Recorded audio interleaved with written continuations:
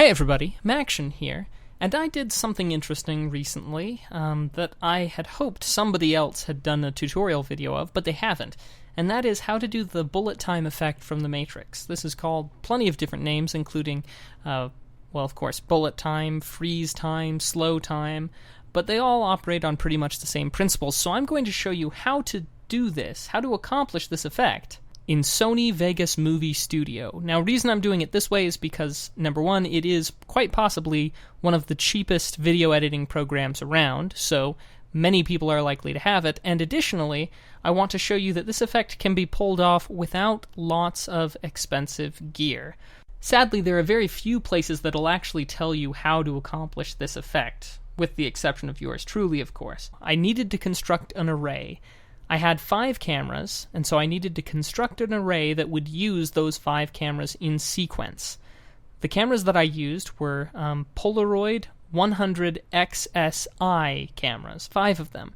They film in 1080p at 30 frames per second, 720p at 60 frames per second. I made use of the 1080p because what I needed was the larger size.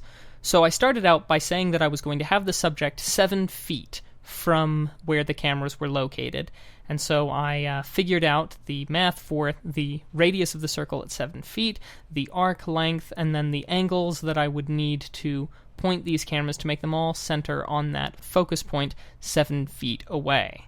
This didn't take too much math, but it did take a couple of minutes, and it's important to run the numbers and to figure out how far away you want the object.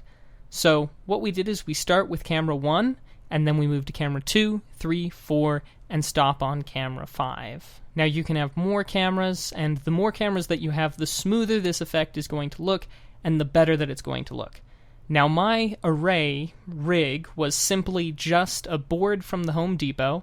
Now it's not exact, and you're going to see that some of the difficulties that I have come from pretty much that lack of precision in the array. The better job you do, the less of this work you'll have to do.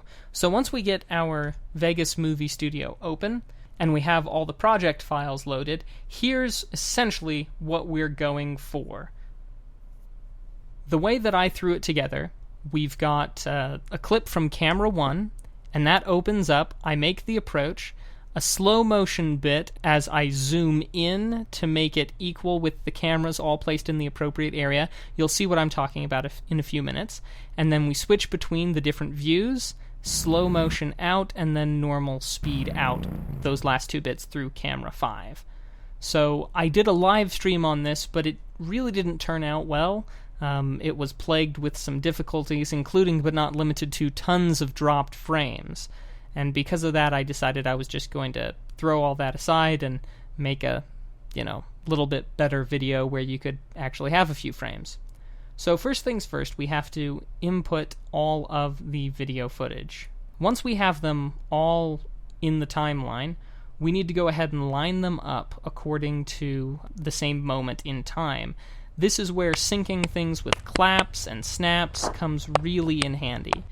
Now, once we've got them synced, you'll notice that I can only get them so close together. That's because Sony Vegas wants to quantize to frames. It's up in the options menu. And what we'll do is we'll go ahead and we'll click that off, and then we can move it just that little bit closer to where we need it. We really aren't going to be able to get this perfectly aligned, but we'll get it close enough that you really won't be able to tell a difference. Once we get them lined up on the timeline, again, we don't need them perfectly aligned. We can't really accomplish that. But once we get them close enough, we're going to go ahead and trim out all of the excess video, because we really don't need all those extra frames. We just need really a few seconds right around when I come into frame on the motorcycle. Okay, now that we've figured out the amount of video that we want, we just want this very brief amount right around the noise from the motorcycle's engine right here. So we'll go ahead, we'll trim them all to the same size. Now all 5 videos are showing roughly the exact same moment in time, and we'll be using this for all of our work here.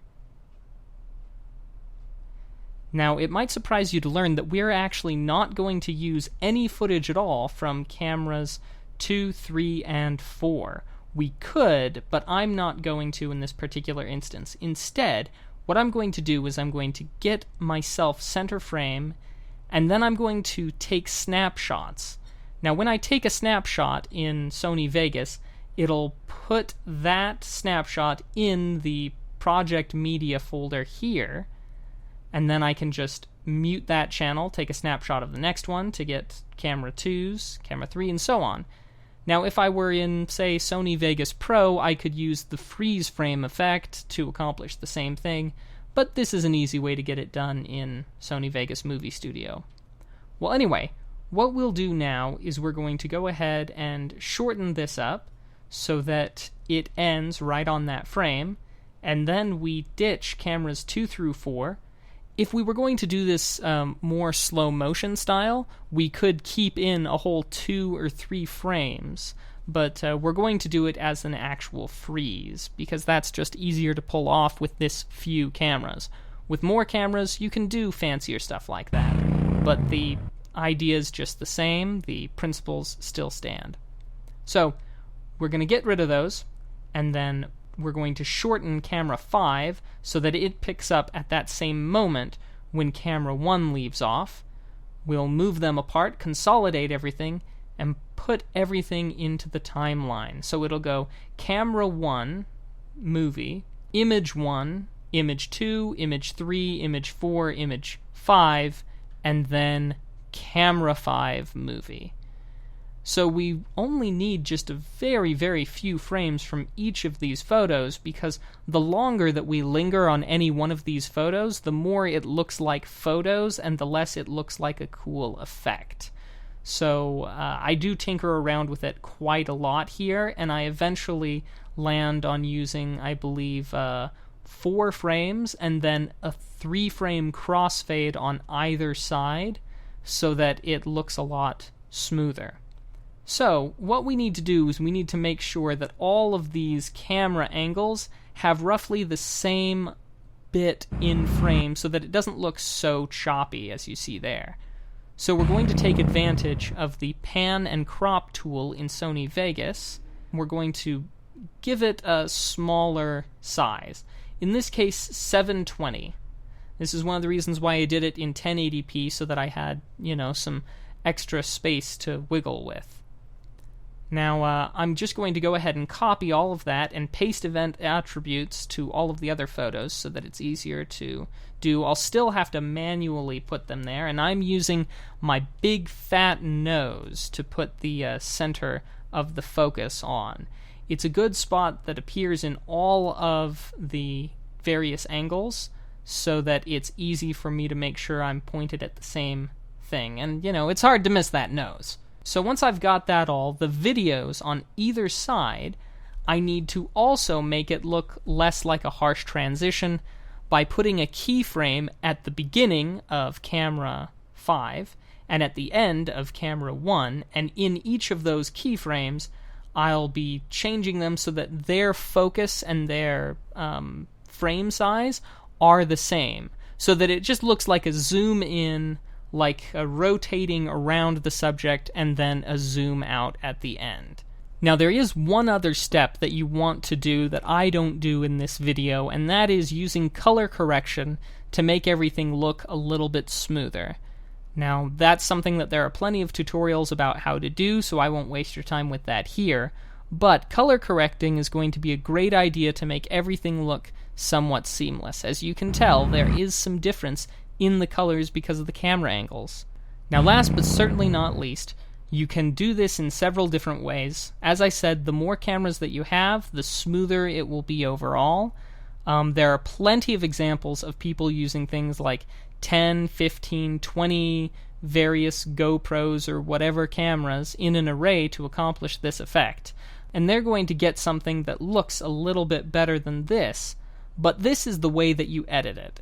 So I hope that this has been helpful. Again, I want to keep this general enough so that you can apply it in different video editing programs, but so that you can get the idea of how it's supposed to work and how it's supposed to look.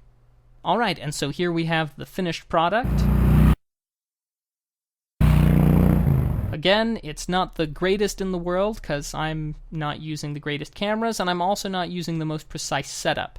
So really, if you want a good version of this same effect, I would say use more cameras, and use a more precise rig for your array.